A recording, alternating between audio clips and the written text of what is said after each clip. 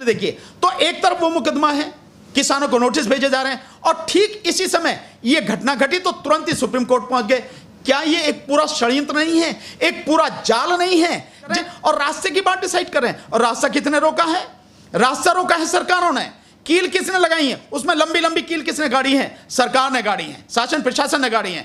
उसमें बैरिकेड किसने लगाए? शासन प्रशासन ने। उसमें दीवार कंक्रीट की किसने खड़ी करी है? शासन प्रशासन ने। उसमें जो बाकी और सारी चीजें, तार लगा रखे हैं, पुलिस फोर्स लगा रखी है, पैरामिलिट्री फोर्सेस लगा रखी हैं, हर जगह से रोका किसने? सरकार ने। आप खोल दो ना। इस तरह से जैसी ही वो घटना घटी है तुरंत सुप्रीम कोर्ट पहुंच गए, एक पिटीशन सुप्रीम कोर्ट में डाल दी गई।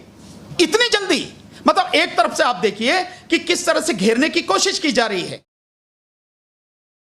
देखिए सर, कैसे होगा? सवाल यहाँ पर सर ये उठ रहा है कि इतने दिनों से चल रहा किसान आंदोलन पे अब सर उनकी इमेज पे, छवि पे दाग लग गया। नहीं, कोई दाग नहीं, ये दाग लगाने की कोशिश है। आप इस षड्यंत्र को समझ नहीं रहे हैं कि जिस तरह से जैसी वो घटना घटी है तुरंत सुप्रीम कोर्ट पहुंच गए, एक पिटीशन सुप्रीम कोर्ट में डाल दी गई। इतनी जल्दी, मतलब एक तरफ से आप देखिए कि किस तरह से घेरने की कोशिश की जा रही है।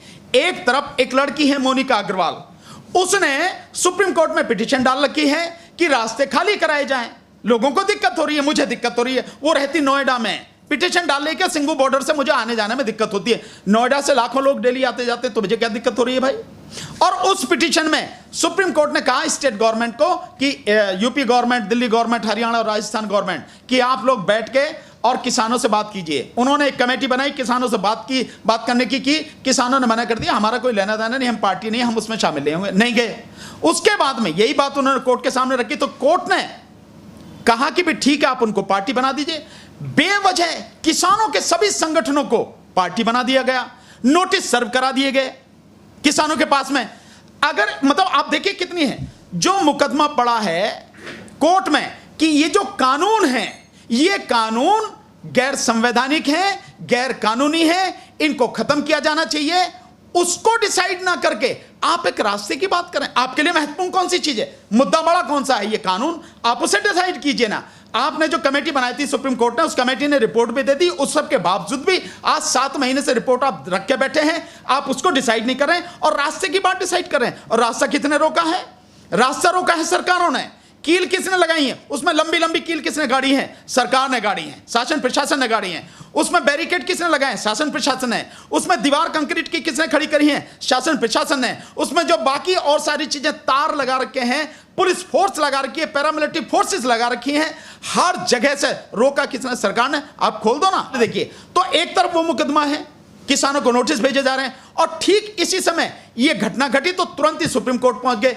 क्या ये एक पूरा षड्यंत्र नहीं है, एक पूरा जाल नहीं है, जिस जाल में फंसा के कोर्ट के माध्यम से इस आंदोलन को खत्म करने की कोशिश की जा रही है? लेकिन सर, लोगों का विश्वास खत्म होता जा रहा है कि जो इतने शांति भाव से जो आंदोलन चल रहा था, लोग बाग श्रद्धा भाव से जो है आंदोलन अपने घरों से भेज रहे थे लोगों को, वहां जाइए, आंदोलन कीजिए, किसानों के साथ बैठिए, बातचीत कीजिए। लेकिन शंका इसी बात को लेकर के है, जब ऐसी बड़ी घटना हो जाएगी तो कौन जाना चाहेगा आंदोलन में लेकर? ये सिर्फ वो चंद लोग या बीजेपी का IT सेल, केवल वो ही ये प्रचार कर रहा है।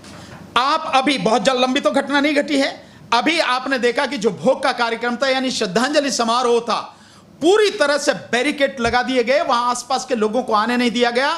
लखीमपुर खीरी में उस तिकुनिया जगह पे जहां पे ये घटना घटी, उसके बावजूद भी 50,000 से ज्यादा लोग उसमें उनके भोग कार्यक्रम में, उस श्रद्धांजलि सभा के कार्यक्रम में शामिल हुए। और कौन कह रहा है? कौन लोग आने की बात करें? कौन लोग आते हैं? जो लोग घरों में बैठे हैं ऑलरेडी, वो कह रहे हैं कि किसान आंदोलन, वो तो बीजेपी की साजिश है, RSS की साजिश है, उनके आने ना आने से क्या फर्क पड़ता है? वो तो उसके हाथ का खिलौना बने। मुझे दुख इस बात का है कि दलित समाज के भी कई लोग बिना सच्चाई को जाने, बिना इस षड्यंत्र को समझे, किसान आंदोलन के विरोध में बोल रहे हैं, जो ठीक नहीं है। सच को समझना जरूरी है। इस देश में अगर कोई भी सबसे बड़ा, सबसे विरोधी दलित समाज का और उसका शेड्यूल ट्राइब्स का, OBC का और माइनॉरिटी का, मुस्लिम्स का, उनका सिखों का, और जो आप वो कहते हैं उनका जो मुस्लिम समाज का, अगर कोई विरोधी है तो वो RSS है। और इसमें ये दलित का मुद्दा जो उठाया जा रहा है, केवल इसलिए उठाया जा रहा है क्योंकि इस आंदोलन में दलितों की बहुत बड़ी भागीदारी है। चाहे वो सिंगू बॉर्डर चले जाइए आप, चाहे टिकरी बॉर्डर चले जाइए, और चाहे किसी बॉर्डर पर, तो उनमें ये भावना फैला के और उनको अलग करने की कोशिश है, आंदोलन को कमजोर करने की कोशिश है। लेकिन लोगों को समझना जरूरी है, ये एक षड्यंत्र है, ये एक चाल है। सर एक आखिरी सवाल है, इतनी बड़ी सर घटना हो जाती है और किसान आंदोलन जो है या फिर संयुक्त किसान मोर्चा कह लीजिए, इतने सारे संगठन के साथ जुड़ करके किसान आंदोलन चल रहा है, लेकिन उनकी जिम्मेदारी कहां पर है? कौन इस आंदोलन में आ रहा है, कौन जा रहा है? तमाम तरीके के वॉलंटियर तैयार किए हुए हैं, तो किसान अपनी जिम्मेदारी से तो पल्ला झाड़ रहे संयुक्त किसान मोर्चा के, हमारी कोई जिम्मेदारी नहीं इस घटना से, नहीं मृतक वाले से जिम्मेदारी है, ना उस निहंग से जिम्मेदारी है, तो फिर इस तरीके के आंदोलन में कैसे होगा? नहीं, ये कोई बात नहीं है कि उनसे पल्ला झाड़ रहे।